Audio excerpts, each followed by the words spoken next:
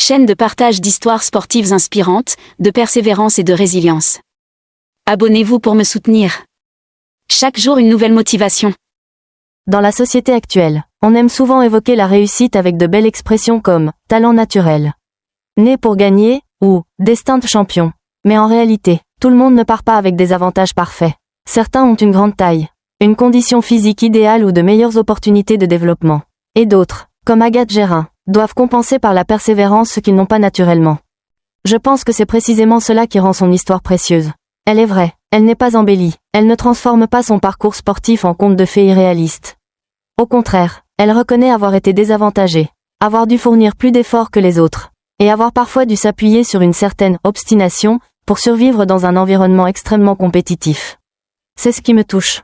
Car dans la vie, la plupart d'entre nous ne naissent pas avec des conditions parfaites. Il arrive à chacun de se sentir inférieur aux autres à un moment donné. Certains complexent sur leur apparence, leur origine sociale, leur capacité scolaire ou leurs opportunités professionnelles. Beaucoup regardent la réussite des autres et pensent qu'ils ne sont pas assez bons pour continuer. Mais l'histoire d'Agathe Gérin m'a appris que ce qui détermine parfois jusqu'où une personne peut aller n'est pas seulement le talent, mais aussi la capacité à ne pas abandonner lorsque les choses deviennent difficiles. J'ai été particulièrement marquée par un souvenir d'enfance qu'elle évoque, debout dans son jardin, faisant semblant d'être sur un terrain de jeu, chantant la Marseillaise et rêvant de porter un jour le maillot de l'équipe de France. Cette image est très belle, car elle nous rappelle que tous les grands parcours commencent par des rêves très simples. Agathe Gérin n'est pas le nom le plus bruyant du rugby féminin français, ni le type d'athlète qui apparaît constamment dans les médias avec des déclarations controversées ou des images tape à accent grave l'œil. Mais justement, c'est pour cela que l'annonce de sa retraite m'a laissé une émotion très particulière.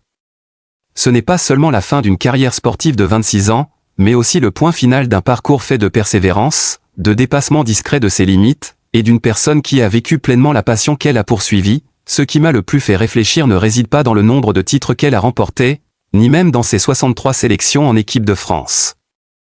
Ce qui reste profondément en moi, c'est la manière dont Agathe Gérin parle d'elle-même, avec ma morphologie. Le talent ne suffisait pas à une phrase courte, mais qui contient énormément de vérité sur le sport de haut niveau et sur la vie en général. Le plus précieux, c'est que cette petite fille ne s'est pas arrêtée au rêve. Elle en a fait une force pour traverser 26 années sur les terrains. Durant cette période, il n'y a sûrement pas eu que des victoires. Il y a eu des blessures, de la pression, de la concurrence, des baisses de forme, des moments de doute et parfois des déceptions personnelles. Mais au final, elle était toujours là, à se battre, à donner. Et elle a terminé sa carrière dans le respect des supporters. Je pense que c'est un point sur lequel beaucoup de jeunes devraient réfléchir aujourd'hui. Nous vivons dans une époque où tout va très vite. Les gens veulent réussir vite, devenir célèbres vite, gagner de l'argent vite. Au moindre échec, beaucoup pensent à abandonner. Les réseaux sociaux renforcent cette pression, car on voit chaque jour des personnes qui semblent réussir plus vite que nous. Mais le parcours d'Agathe Gérin montre tout autre chose. Une réussite durable se construit sur une très longue persévérance. 26 ans, c'est une longue période. C'est la jeunesse, la santé, et de nombreux sacrifices invisibles. Derrière chaque match, il y a des milliers d'heures d'entraînement. Derrière chaque titre, des jours de fatigue où il faut quand même se relever. Un détail m'a profondément touchée, elle ne parle pas de sa carrière avec amertume ou regret, mais avec gratitude. C'est pour moi le signe d'une personne qui a réellement vécu pleinement son choix de vie. Beaucoup de gens, à la fin d'un parcours, ne retiennent que ce qu'ils n'ont pas réussi. Mais Agathe Gérin regarde son chemin avec reconnaissance. Elle remercie les opportunités, l'équipe nationale, et tout le parcours qui l'a mené bien au-delà de son rêve d'enfant. Cela témoigne d'une grande maturité. Dans la vie, tout le monde ne sait pas être reconnaissant. Nous avons tendance à nous concentrer sur ce qui manque plutôt que sur ce que nous avons. Parfois, un seul échec suffit à nous faire oublier tout le chemin parcouru. Mais en écoutant sa manière de dire au revoir, j'ai l'impression qu'elle ne considère pas sa carrière comme une simple compétition gagnée ou perdue, mais comme un parcours digne d'être vécu. C'est aussi ce qui donne à son annonce de retraite une valeur humaine bien plus forte qu'un simple communiqué sportif.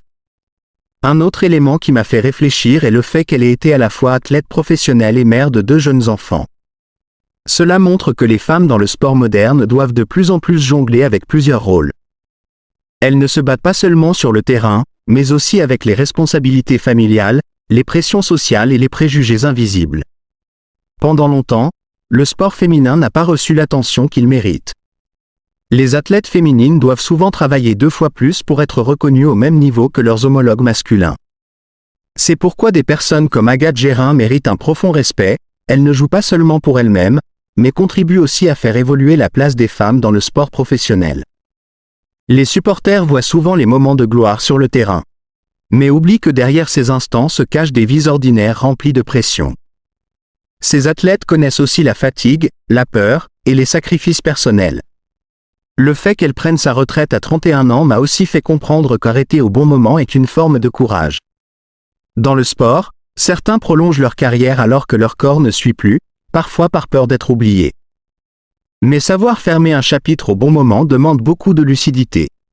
Elle n'a pas attendu d'être rejetée ou de perdre son niveau pour partir. Elle a choisi de partir en gardant la meilleure image d'elle-même. Cela montre un grand respect pour sa carrière et pour elle-même. De cette histoire, je retiens aussi une leçon personnelle. La valeur d'une personne ne se mesure pas uniquement à ce qu'elle atteint, mais à la manière dont elle traverse son parcours.